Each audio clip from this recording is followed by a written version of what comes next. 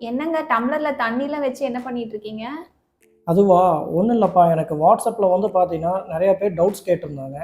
இந்த நீங்க காட்டுற பாட் வந்து பார்த்தீங்கன்னா, பிளாஸ்டிக்ல வந்து பேக் ஆன மாரி இருக்கு. ஸோ இது எப்படி நாங்க யூஸ் பண்றது? இது எப்படி டிசால்வ் ஆகும்? அப்படிங்கிற டவுட்ஸ் வந்து நெறையா பேத்துக்கு இருக்கு. நான் அப்பயே உங்களுக்கு வீடியோல எக்ஸ்ப்ளைன் பண்ணியிருந்தேன். இது வந்து பிளாஸ்டிக் கிடையாது. இது வந்து வாட்டர் சால்யுபிள் PVA ஃபிலிமால பண்ணதுன்னு எக்ஸ்ப்ளைன் பண்ணியிருந்தேன்.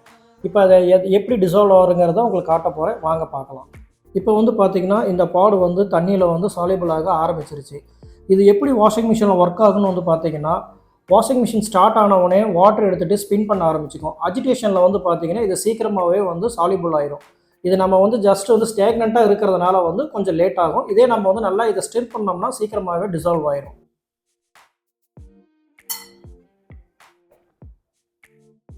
ஸோ இப்போ பார்த்தீங்கன்னா, உங்களுக்கு இந்த பாட் எப்படி டிசால்வ் ஆயிருக்குன்னு தெரிஞ்சிருச்சு.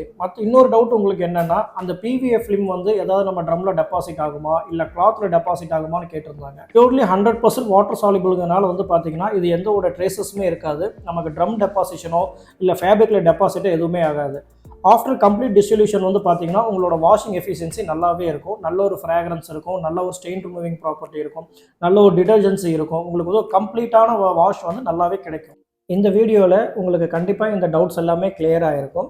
இந்த ப்ராடக்ட்டை நீங்கள் ஆர்டர் பண்ணுன்னா கீழே இருக்கிற வாட்ஸ்அப் நம்பருக்கு காண்டாக்ட் பண்ணுங்கள். உங்கள் ஆர்டரை ப்ளேஸ் பண்ணுங்கள். மறக்காமல் எங்கள் பேஜை ஃபாலோ பண்ணிக்கோங்க. பாய்.